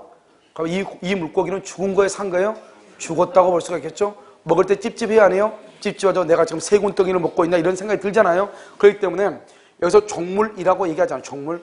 이 종물은 뭐냐면 수족관 건물 같은 거, 수족관 건물. 이런 것들을 우리는 종물이라고 얘기하는 것이고, 또 뭐가 있냐면 종물에는 우리가 보면 주유소 있죠. 주유소. 주유소에 가면 주유기 있죠. 주유기. 여러분 주유소는 반드시 주유기가 있어야 돼? 없어도 돼? 있어야 돼요? 주유기 없어도 주유소 하죠. 주유소에 반드시 주유기가 있어야 된다. 이런 규정은 없거든요. 그러니까 여러분 시골 같은 데 보면 시골에도 기름 보일러 쓰는 데 있어 없어? 있잖아요. 그런데 그런 데는요, 큰 데는 주유소가 있으면 주유소도 있고 주유기도 있겠지만 그렇지 않고 그냥 기름을요, 통으로 사다가요, 판매하는 그런 기름집 같은 것도 있어 없어? 있을 수 있죠. 그런데 그런 데는요, 주유기가 있어 없어? 없죠. 없어도 거기도 주유소잖아요. 그렇잖아요. 그런데 그런 데서 만약에 예를 들어서요, 기름을 넣는다. 그러면요, 3박 4일 걸리겠죠. 자동차에 기름을 한번 넣으려면. 그러니까 기름을 팔지 못하는 건 아니죠. 아니지만 주유기가 없으면 장사가 된다, 안 된다? 안 되죠. 그런데 주유기 한 대가 딱 있다. 그러면은 아무리 많은 손님이 와도 다 커버가 돼, 안 돼? 되죠. 그러니까 사람들이 많이 찾아온다, 안 찾아온다? 찾아온다. 주유기가 있으므로 주유소가 번창하고 돈 많이 번다. 다른 말로 주유소의 가치를, 효용을 증가시키는 거죠. 우린 것을 뭐라 한다? 주유기를 뭐라 한다? 종물이라고 얘기하는 것이에요. 됐죠? 자, 그런데 여기서 이제 한 가지 알아야 우리가 이제 토지하고 건물을 봐봐. 토지 이렇게 토지가 있고 토지 위에 이렇게 건물이 있잖아요. 이 토지하고 건물은 이것은 별개의 부동산이에요. 별개의 부동산. 그래서 이것은 주물도 종물도 아니란 말이죠. 그러니까 만약에 건물에 대한 저당권으로 토지를 경락받을 수 있다 없다? 토지를 경락을 못 받아. 토지를 경락받으려면 토지의 저당권이 있어야 돼. 토지에 대한 저당권으로 건물을 경락받을 수 없어. 토지에 대한 저당권으로 건물을 경락받으려면 건물의 저당권이 있어야 돼. 무슨 말인지 아시겠죠? 그것을 얘기한단 말이죠. 그래서 먼저 여러분 한 가지 알아야 될 건 토지와 건물은 부합물, 종물이 아니고 별개의 독립한 부동산이다. 알겠죠? 별개의 독립한 부동산 이렇게. 아시겠죠? 자, 그 다음에요. 저 오늘 집에서 잠 많이 자고 왔는데 기도 지금 안 해도 되는데 기도. 그렇죠? 어때? 몸은 괜찮으세요? 안 괜찮으세요. 약 드시고 오셨어요? 약? 오늘은 올림픽 정신으로 참가하셨는데, 올림픽 정신. 알겠죠? 이 공부를 월드컵 정신으로 와야 되는데요. 적어도 4강은 해야 되겠다, 이래야 되는데, 오늘은 참가하는 데 의의를 두셨나 봐요. 알겠죠? 그래서 올림픽 정신으로 오셔가지고요. 자, 그 다음에요. 저당권의 효력범위 이렇게 돼 있죠? 그럼 이걸 뭐냐면, 자요. 저당권의 효력범위 지금부터 보면 이렇게 되는 거죠. 여기가 이렇게요. 이렇게 토지가 있죠. 토지가 있어.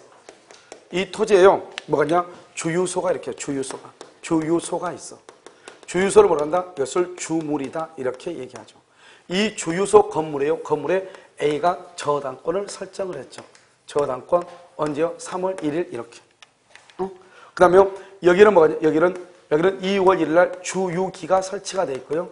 주유기 밑에는 기름 탱크가 이렇게 있죠. 2월 1일이요. 여기는 4월 1일 날요. 주유기가 이렇게 있고요. 주유기 밑에는 기름 탱크가 이렇게 있는 것이죠. 알겠죠? 그럼 어떻게 돼요? 이 저당권이라고 하는 것은 뭐지? 저당권은 주유소라고 하는 주된 물건의 저당이 3월 1일에 잡혔죠? 이 주유소에 대한 저당권은요. 주물에 대한 저당권은 저당권 어디를요? 아무런 말이 없으면 설정 전후를 불문하고 설정 전이나 그다음 뭐를 불문하고 후를 불문하고 전이나 후를 불문하고 어디에 미친다? 부합물과 어디에 미쳐? 종물에 미친다. 탱크를 뭐라 한다? 부합물이라고 얘기하고 주유기를 뭐라 한다? 종물에 뭐한다? 미친다. 알겠죠? 아무런 말이 없으면 이 말이 중요해. 우리 시험 한번 나왔죠? 다른 약정이 있더라도 미친다. OX. 내 말 들었죠? 아무런 약정이 없으면 미친다는 거죠. 다른 약정이 있더라도 미친다. OX? X죠. 다른 약정이 있으면 미치지 않을 수 있다 이 말이죠. 저당을 잡으면서 여기 주유소하고 탱크하고는 뭐 관계없고 건물만 합시다. 건물만 할 수 있잖아요. 그럼 건물에만 저당이 미치는 것이에요. 그러면 이제 우리 이제 보면 뭐 경매에서 이제 이렇게 나온단 말이죠. 그러니까 경밀하게 하면 현황조사서라고 해가지고요. 여러분 보면 집행관이 이제 실제 이제 현장에 나가가지고 그 모든 상황을 조사해가지고 기록을 남긴단 말이죠. 그래서 이제 간단히 말하면 그것을 뭐라냐? 경매 목록이다 이렇게 얘기하죠. 경매 목록. 이 경매 목록을 이렇게 작성을 하죠. 그래가지고 뭐뭐가 경매가 된다. 여기에서 이 건물에 있는 저당권은 뭐뭐다 이렇게 쭉 쓴단 말이죠. 여기 뭐냐? 주유소 건물. 그 다음에 토지. 2월 1일 주유기. 그렇죠? 자, 2월 1일 탱크. 이렇게 경매 목록을 이렇게 작성을 했다. 이런 말이죠. 알겠죠? 그러면 내가 이제 이걸 보고 내가 이제 경락을 받는 것이죠. 경락이. 그럼 이게 딱 보니까 현황조사서가 이렇게 딱 나와 있단 말이죠. 알겠죠? 그러니까 이걸 보고 이제 내가 경락을 받죠. 건물 경락 받죠. 토지는 경락 받아 못 받아? 경매 목록에 있어도 경락을 못 받아요. 왜? 토지하고 건물 아까 내가 뭐라고 얘기했어? 별개의 독립이 되죠. 그 다음에 여기 주유기 있죠. 주유기. 이런 주유기는 당연히 저당권 설정 전이니까 받죠. 그런데 여기는요. 4월 1일 거는 지금 여기 있어 없어? 있어 없어? 없죠. 경매 목록이 없죠. 저당권 설정 전후를 불문하고 미친다 그랬는데 전의 것은 있는데 후의 것은 있어 없어? 없죠. 그래도 없어도 4월 1일 주유기하고 4월 1일 기름 탱크를 경락을 받을 수 있다 이런 말이죠. 무슨 말인지 아시겠죠? 이것을 우리는 뭐라 하냐? 경매 목록에 따라서 경락을 받는 것이 아니고 뭐에 따라서 주물이냐 종물이냐 부합물이냐 아니냐 이걸 가지고 따진다 이런 말이죠. 알겠죠? 그러니까 경매 목록이 중요한 것이 아니고 부합물이냐 종물이냐가 중요하다 이 말이죠. 그래서 여러분 아까 말했죠. 토지에 대한 저당권으로 건물을 경락받을 수 없다 이렇게. 자, 두 번째로 뭐냐면 우리 이제 아파트를 봐. 아파트를 보면 이렇게 아파트 여기 이것을 우리는 전유 부분이라고 하죠. 전유 부분 301호를 얘기하죠. 이것을 우리는 뭐라 한다? 대지 사용권. 다른 말로 이것을 뭐라 한다? 대지권 이렇게요. 대지 사용권하고 대지권은 꼭 같은 말은 아니에요.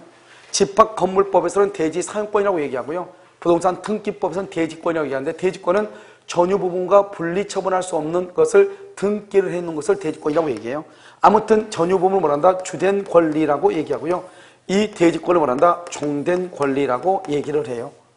그래서 대지 사용권이라는 것은 아파트 301호를 사용하기 위해서 대지를 이용을 해야 될 거 아니에요? 알겠죠? 그것을 대지를 이용해서 주차도 해야 되고요. 그럼 걸어다니도 해야 되고 이렇게 해야 되잖아요.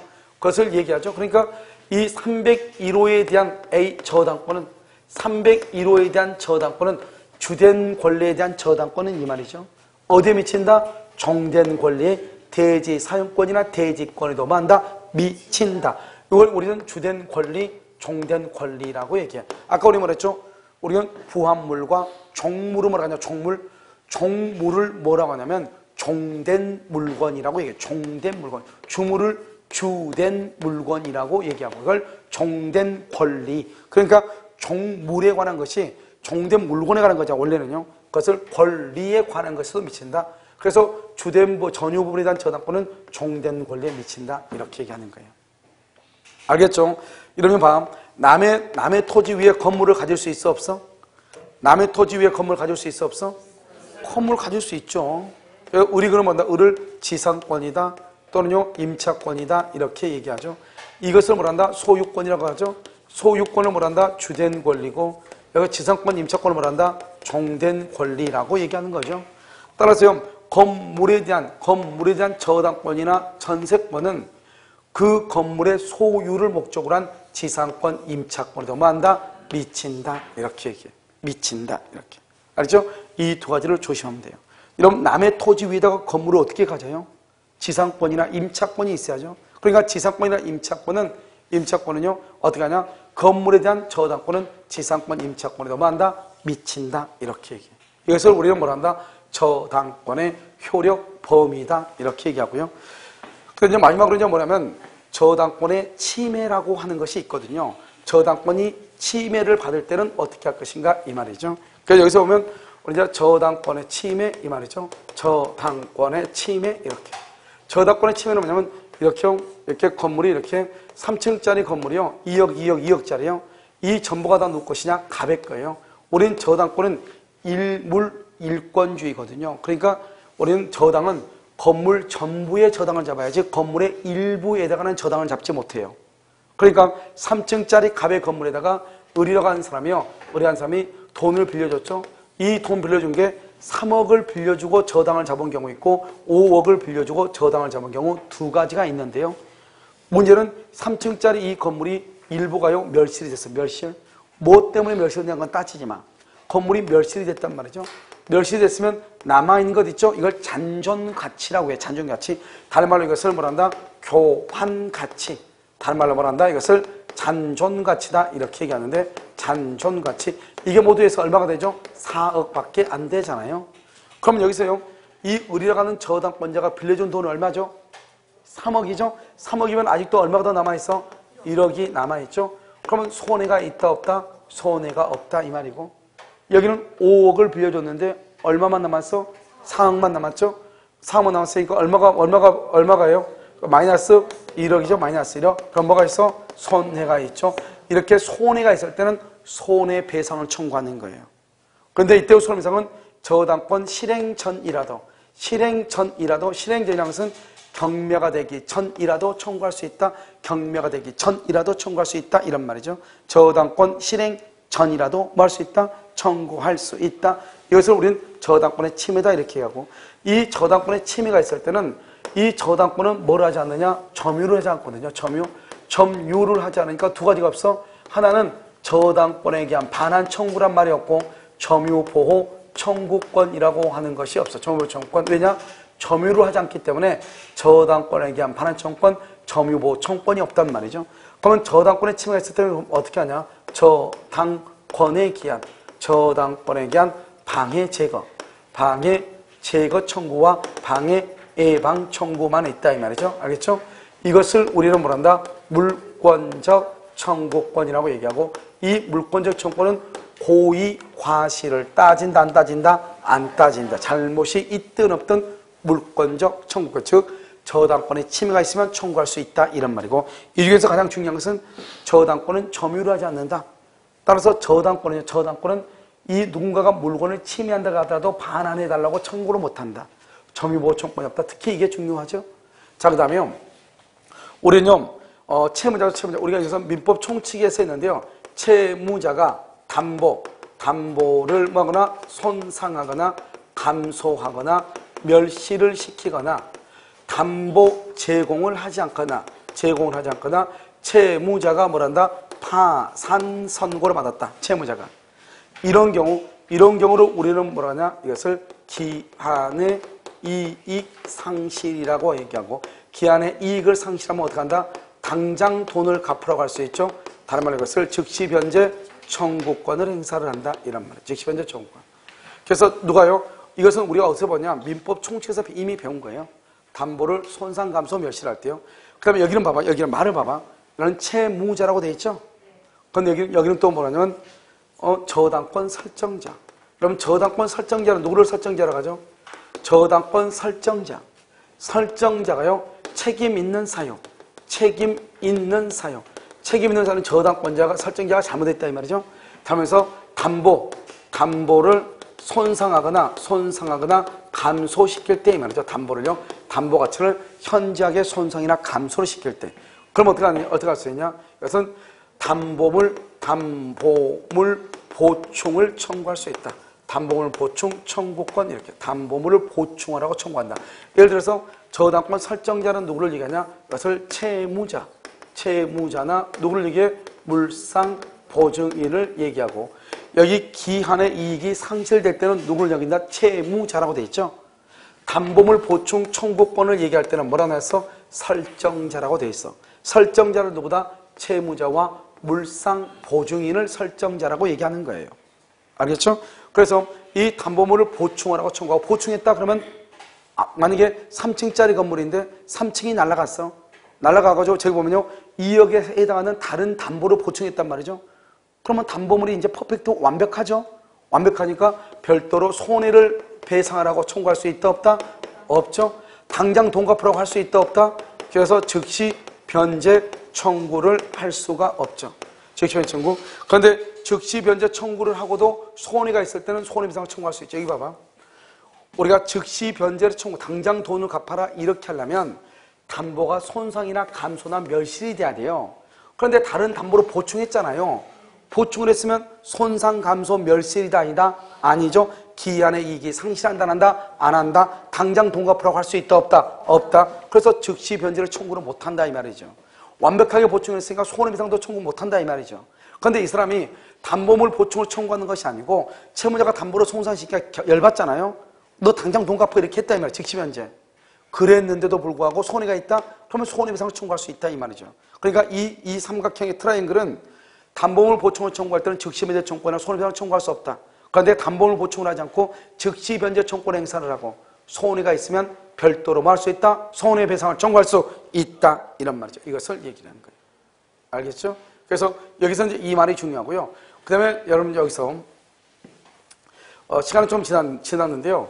근저작권을 설명하면요. 바로 헷갈리니까 근저작권은 한 10분도 안 걸리니까 잠깐 하도록 그렇게 하겠습니다. 그렇죠?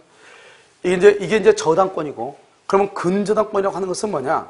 우리가 저당권하고 근저당권 보면 여기 봐봐. 저당권은 반드시 1억을 빌렸고 그래서 1억의 돈을 갚으면은 저당권은 바로 없어진다 이 말이죠. 그걸 보존성이라고 한다 이 말이죠. 그러면 저당권하고 근저당권 차이는 뭐냐? 똑같은 값이에요. 똑같은 값이 을한테요. 돈 1억을 빌려달라고 그래. 자기네 아파트가 5억짜리인데 5억짜리 아파트를 저당을 잡고 1억을 빌려달라고 그래. 그랬더니 을이요 1억 원을 빌려줘. 1억 원. 확정된 1억 원을 빌려줘. 그러면 저당을 잡아야 돼. 근데 은행 직원이 딱 보니까 이 건물이 얼마짜리냐? 한 5억은 나오고 5억은. 그럼 5억이면 60%니까 3억 정도는 대출을 해줄 수 있을 것 같아. 그러면 이 은행의 직원은 뭐라고 하냐? 여기다가 저당을 잡은 것이 아니고 근저당을 잡아. 근저당. 분명히 값은 얼마를 빌려달라고 했어? 1억을 빌려달라고 했는데 이 사람은 뭐라고 하냐? 여기다가 3억 이렇게 3억. 그래서 이걸 뭐라고 하냐? 채권 최고액이다. 이렇게 해서 채권 최고액. 여기는 피담보 채권인데 채권 최고액이라고 쓰고 이것은 지금 나는 지금 얼마를 빌려달라고 했어? 1억. 그런데 지금 이 사람은 얼마를 썼어? 3억. 그러고 나서 이것을 뭐냐? 아직 확정이 되지 않았다. 불확정 채권이다. 이렇게.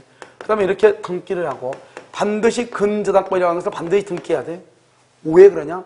만약 이걸 저당권이라고 했다. 그러면 정말로 갑이 을한테 3억을 빌렸다 이 말인데 근저당권은 불확정이기 때문에 아직 3억을 빌렸는지 안 빌렸는지 알 수가 없다. 불확정이니까. 그럼 어떻게 하냐? 그는 뿌리 근자죠? 뿌리 그니까 0원에서부터 0원. 최고 얼마까지 최고? 최고 얼마까지? 채권 최고죠? 최고 3억까지 빌려줄 수 있다. 우리 은행은. 근데 너가 지금 당장 필요한 거 1억이니까 일단 1억 가져가라 이 말이죠. 1억 가져가고 나중에 또 돈이 필요하면 저당 잡지 말고 만약에 1억을 빌려주면 어떻게 해야 돼요? 1억 빌렸는데 아직도 2억 더 빌릴 수 있죠. 그런데 1억이 또 필요해. 그럼 또 저당 또 잡아야지. 서류 또 다 써가지고. 그리고 또 1억 또 빌려, 또 2억 빌렸죠, 이제. 1억 또 빌리고 싶어. 그럼 또 해야지. 그러면 은행 직원요, 놀지도 못하고 얼마나 힘들겠어. 무슨 말인지 알겠죠? 그러니까 어떻게 하는 거예요? 이럴 때는 이 의뢰하는 사람이 갑한테 당신 집이 최고 3억까지 우리 은행은 돈을 빌려줄 수 있으니까 당신 집에다 채권 최고로 해가지고 3억을 딱 해놓을 테니까 너 언제든지 와서 돈 빌려가라. 3억까지. 보통 3억까지는 안 빌려주죠. 2억 한 8천 정도까지 빌려줄 거예요. 왜냐? 아까 얘기했죠? 우리가 지연 이자는 몇 년분이다? 1년분이니까 경매해가지고 경매가 언제 끝날지 모르니까 그 갭을 놔둔단 말이에요. 그래서 보통 2억 8천 정도까지 빌려주죠. 알았죠? 그럼 어떻게 해야 돼? 갑이라는 사람은 자기가 돈이 있으면 갚으면 되고 갚으면 줄어들겠죠? 또 돈이 필요하면 은행 찾아가서 그냥 돈 좀 더 빌려주세요. 말만 하면 바로 은행에서 돈이 나와. 알겠죠? 최고 얼마까지? 3억 범위 안에서는. 이것을 근저당이라고 그래. 그러면 근저당은 아직 돈을 얼마를 빌린지 안다 모른다? 모르죠. 그래서 그것을 불확정이라고 얘기를 하는 것이에요. 무슨 말인지 알겠죠? 그래서 채권 최고 이렇게 3억 이렇게. 만약 이걸 근저당이라 쓰지 않고 저당이라 쓰면 3억을 정말로 빌렸다 이런 말이고, 그 다음에 우리가 이 저당권에서는 어떻게 돼요? 이 돈 1억을 갚아버리면 말소등기 없이 당연히 저당권이 없어지죠. 당연히. 그런데 근저당권은요, 3억 중에서요, 돈을 다 갖고 0이야 0. 0이라고 할지라도 근저당권이 당연히 소멸하지 않아. 당연히 소멸하지 않아. 왜? 근저당권은 언제부터 시작해? 0부터 시작하는 거잖아요. 원래 저당권은 0이 되면 당연히 저당권 없어져. 돈을 갚아버리죠? 저당권은 자동적으로 없어져.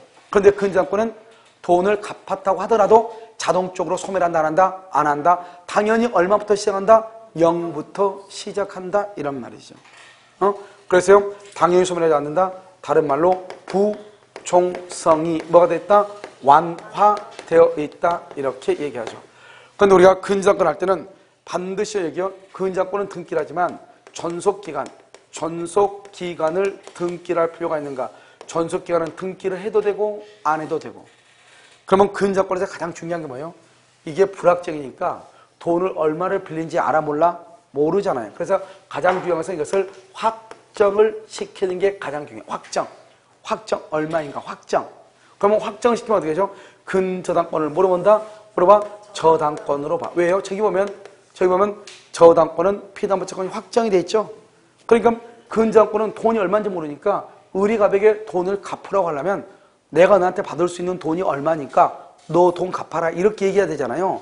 그런데 의리 만약에 갑한테요, 야 너 돈 갚어. 그러면 갑이요, 얼마인데? 그러면 아직 계산 안 해봐서 모르겠는데 말이 안 되는 거잖아요. 그래서 원래 근저당권은 불확정 채권인데 이것을 뭐하는 과정이 중요하다? 확정을 시키는 과정이 너무너무 중요해요. 그래서 시험은 거의 여기서밖에 안 나와. 그런데 근저당권은 불확정이죠. 그런데 확정을 시켜야 되죠. 확정을 시켰어. 그러면 근저당권이 뭐로 바뀌어? 근저당권이 뭐로 바뀌어? 저당권으로 바뀌죠. 저당권으로 바뀌어서 뭐가 된다? 경매가 돼, 경매. 그러니까 저당권 실행비용, 저당권 실행비용이라고 하는 것은 나오죠. 알겠죠? 그런데 우리가 360조를 보면 저당권 아까 360조를 보면 뭐라고 되어 있냐? 원금, 이자, 위약금. 원금, 이자, 위약금이죠. 원금, 이자, 위약금은 반드시 뭘 해야 돼? 등기를 해야 되고, 지연, 이자, 지연, 배상은 몇 년분? 1년분. 그 다음에 여기 뭐가 있다? 저당권 실행비용이라고 하는 것이 이렇게 있었잖아요. 그런데 여기서 보면 원금, 이자, 위약금은 반드시 등기를 할 필요가 없이 3억 원 안에 들어오면은 모두 다 보장을 해. 3억 원 안에 들어오면 모두 보장을 해. 원금, 이자, 위약금은 반드시 등기를 할 필요가 없이 3억 원 안에 들어오면 모두 보장이 돼. 알겠죠? 그 다음에 두 번째, 여기는 지연이자는 1년이죠. 1년 필요 없이 3억 원 안에 들어오면 모두 보장이 돼. 모두. 1년에 하나지 않고 모두 보장이 돼. 여기는 저당권 실행비용이라는 말은 있죠. 그런데 근저당권은 근저당권으로는 경매를 못해요. 왜냐? 경매를 하려면 피담보채권을 확정을 시켜야 돼. 확정을 시키면은 뭐가 된다? 근저당권이 뭐로 바뀌어? 저당권으로 바뀌어서 경매가 되죠. 따라서 저당권 실행비용은 있어도 무슨 비용은 없다? 근저당권. 근저당권 실행비용이라고 하는 말은 나온다, 안 나온다? 안 나온다. 이것이 중요해. 그 다음에 여기 근저당권에서는 이자라든가 원금 이런 것은 등기한다, 안 한다? 안 해도 된다.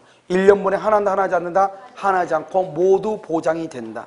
존속기간은 반드시 등기할 필요가 있다 없다? 없다. 해도 되고 안 해도 되고 반드시 등기를 해야 되는 것은 뭐냐? 불확정 채권이라고 하는 것, 근저당권이라고 하는 것은 반드시 등기를 해야 된다. 이것들이 중요하다 이런 말이죠. 자, 그 다음에 또 한 가지. 그럼 피담보 채권은 언제 확정이 되냐? 만약에 예를 들어서 결산기가 정해졌다 또는요 존속기간이 정해졌다 그러면 그때 피담보 채권이 확정이 돼요. 그 다음에 여기서 근저당권자가 경매를 한다. 그럼 근저당권자가 경매를 청구하면 어떻게 돼요? 근저당권자가 경매를 청구해. 근저당권자가 경매를 청구해. 그럼 어떻게 돼? 근저당권자가 경매 청구했다는 것은 자기가 돈을 빌려줄 생각이 있다 없다? 없으니까 돈을 경매를 청구하죠. 그러면 오늘까지 너 돈 갚아라 이 말이잖아요. 그 말 아니에요? 그 말이죠. 그러니까 근저당권자가 경매를 청구하면 경매 청구 당시를 기준으로 확정이 돼.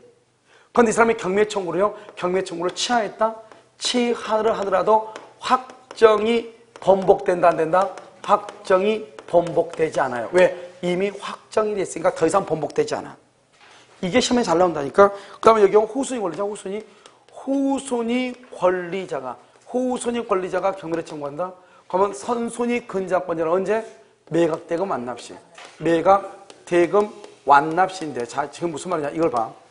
여기 지금 이렇게 갑이라는 사람이 있고, 여기 A가요, 근저당이에요. 근저당. 그럼 여기요, B가요, 저당권이에요. 이렇게요. 여기도 근저당이라고 할까? 여기도 근저당이에요, 봐. 그럼 여기서요, 여기 2번 근저당권자가요, 2월 1일 경매를 청구했어. 경매를 청구, 근저당권자가 경매를 청구하면 이 2번에 B번의 피담보 채권은 경매를 청구할 당시 2월 1일 날 확정이 되는 거예요. 알겠죠? 그건 지금 보면 후순위가 지금 경매를 청구했죠. 후순위가. 그러면 선순위 것은 언제 확정이 되냐? 선순위 것은 경매를 청구하고 나서 만약에 6월 1일 날 경락을 받는 사람이 매각 대금을 완납을 하겠죠. 그럼 매각 대금을 완납할 때 6월 1일 날 A의 피담보 채권이 확정이 된다. 선순위는. 후순위가 경매를 청구하면 선순위 것은 언제 확정되냐? 매각 대금을 할 때 완납할 때 확정된다. 6월 1일 날 확정된다 이 말이죠. 만약에 이 근저당권자가 5월 1일 날 경매를 청구했다. 5월 1일 날 경매 청구 당시 확정되죠. 무슨 말이겠죠? 후순위가 경매를 청구하고 후순위 근저당권자가 경매를 청구했다. 그럼 어떻게 하냐? 경매를 청구할 당시에 확정되고 선순위는 언제 확정되냐? 선순위는 후순위가 경매를 청구하면 선순위는 언제 확정된다? 매각, 대금, 완납시 이 말이죠. 매각, 대금. 그럼 매각, 대금을 뭐라고 한다? 경락, 대금, 완납시 이 말이죠. 무슨 대금? 경락, 대금, 완납시 이렇게. 이 두 가지는 여러분요. 죽었다 깨어나도 암기해야 돼요. 언제나 시험에 나오니까. 그 다음에 여기 피담보 채권이 확정이 됐죠. 확정이 1억 6천만 원 확정이 됐어. 3억이었어요. 3억인데 1억 6천으로 확정이 됐어. 1억 6천. 언제? 2월 1일. 그럼 어떻게 돼? 그러면 1억 6천 확정됐으면 갑은 을한테 1억 6천을 갚아야죠. 언제? 2월 1일 날. 그런데 이 사람이 돈을 언제 갚느냐? 3월 1일, 4월 1일, 5월 1일, 5월 1일 날 돈을 갚는다 이 말이죠. 5월 1일 날. 그럼 몇 개월이 연체가 됐어? 3개월이 연체됐죠? 이것을 뭐란다? 지연, 배상, 지연, 이자라고 하죠. 이 지연, 배상, 지연, 이자는 3억 원의 범위 안에서는 다 보장이 돼. 다 보장. 그러니까 여기 안에 뭐 안 된다? 포함이 된다 이런 말이죠. 그래서 300이다 그러면 1억 6,300이다 이런 말이죠. 아까 우리 저당권에서는 지연, 이자는 1년분이라고 그랬죠. 그거하고 다르단 말이죠. 여기는 지연, 이자는 3억 원의 범위 안에서는 모두가 다 보장이 돼요. 그런데요, 이 사람이 7월 1일 날 새로운 법률 관계라고 하는 것은 뭐냐면 새롭게 소비대차 계약을 체결했다. 소비대차 계약 무슨 말이냐? 새롭게 계약을 체결했다 이 말이죠. 새로운 법률 관계, 새로운 소비대차 계약을 체결했다 이런 말이죠. 그러면 이런 경우 그래서 이 사람이 여기서 별도로 1억을 빌렸다. 별도로 1억을 빌렸다. 그 1억은 여기 안에 포함된다 안 된다? 안 된다 이 말이죠. 왜냐하면 우리는 지금 확정이라고 하는 것은 새로운 것을 얘기하는 것이 아니고 지금까지 있었던 3억 중에서 갚고 빌리고 남은 것을 지금 얘기하는 거잖아요. 그러니까 여기에서 새롭게요. 7월 1일 날 소비대차 계약서를 써가지고 새롭게 돈을 빌리는 것 그것은 여기 안에 포함될 수가 없다 이 말이죠. 그런데 이 안에 포함될 수 있는 것은 뭐냐? 지연이자. 이게 확정이 됐으면 바로 돈을 갚아야 되는데 늦게 돈을 갚아. 그러면 그때 이자도 포함한다 이런 말이죠. 그럼 마지막으로 이제 두 가지만 보면 근저당이라는 것은 뭐냐면 이런 거죠. 이렇게 갑이 있고 여기 을 있죠. 우리 갑한테 채권 최고액 3억, 이걸 채권 최고액이라고 하죠. 채권 최고액, 이것을 뭐라 한다? 불확정 채권이다 이렇게요. 그래가지고 갑의 건물에다가 이렇게 저당을 잡았다 이런 말이죠. 근저당권을. 그래서 등기를 했죠. 그럼 이런 봐봐. 이 등기를요 말소를 해야 될 거 아니에요. 말소. 등기를 돈을 갖고 말소 청구를 해야죠. 말소 청구를 하려면 얼마를 변제해야 돼? 얼마를 변제하고 말소를 청구하는가 이 말이죠. 두 번째, 이 건물이 저당권에서 경매가 돼서 그래서 경매가 돼가지고 경매 대금이 얼마가 나왔냐? 5억이 나왔어. 5억. 이 5억 중에서 의뢰 배당액은 얼마냐? 배당액. 의뢰 배당액은 얼마냐? 이런 말이야. 배당액은 얼마냐? 예를 들어서 이 의뢰하는 사람이 뭐냐면 근저당권자인데요. 이 근저당권자가 뭐죠? 우리가 결산기 때 결산을 하니까요. 결산기 때 결산을 하니까 얼마가 나왔냐? 채권은 3억으로 등기가 되어 있는데 등기. 실질적으로는 이자까지 잡히니까 4억을 빌려준 꼴이 된 거예요. 이런 경우는 어떻게 할 것인가? 지금부터 보면 자 한번 볼까요? 결산기 때 4억이죠? 4억이고 등기는 얼마로 되어 있어? 3억으로 되어 있죠? 그런데 이 사람이 그러면 말소를 청구하려면 돈을 갖고 말소를 청구해야 되겠죠? 얼마를 갖고 말소를 청구해야 되는가? 여기서 세 가지가 있어. 채무자고 물상보증인하고 뭐가 있다? 제3취득자. 여러분 제3취득자가 뭐가 제3취득자라고 그랬죠? 제3취득자 누가 제3취득자예요? 저당권이 설정되어 있는 토지나 건물에 대해서 지상권, 전세권 매수한 사람이죠? 아까 저당권이 있는 집이나 토지를 매수한 사람, 지상권, 전세권을 설정한 사람. 물상보증인은 누구냐면 이렇게 지금요 갑이 을한테 3억을 빌리잖아요. 그런데 갑이요 아파트가 있었는데 아파트가 없는 거예요. 담보를 잡아야 되는데 그러니까 자기 동생 아파트에다가 저당을 잡는 거예요. 자기 동생. 이 자기 동생을 뭐라 한다? 물상보증이라고 그래요.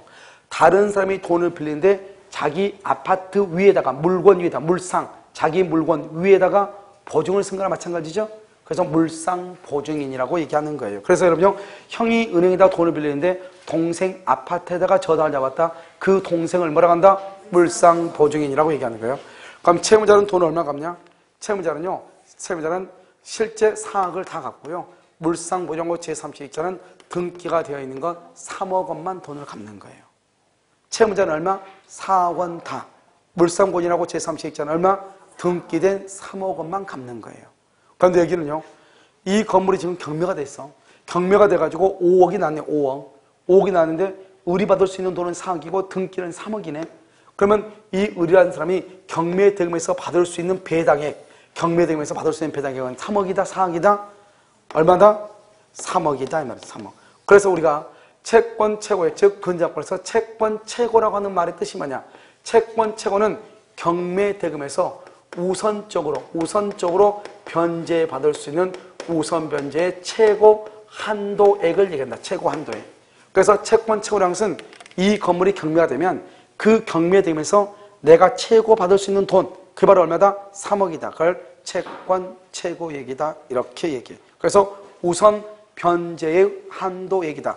우선 변제를 받을 수 있는 최고 한도다. 이렇게 얘기를 하는 것이에요. 이것을 뭐라고 표현하냐? 근저당권이라고 얘기하는 것이에요. 알겠죠? 그래서 여러분 근저당권은 우리가 채무자와 물상보증인과 제3취득자는 얼마를 갚아야 되는가? 채무자는 전액이고 물상보증인과 제3취득자는 채권 최고액의 범위 내다. 알겠죠?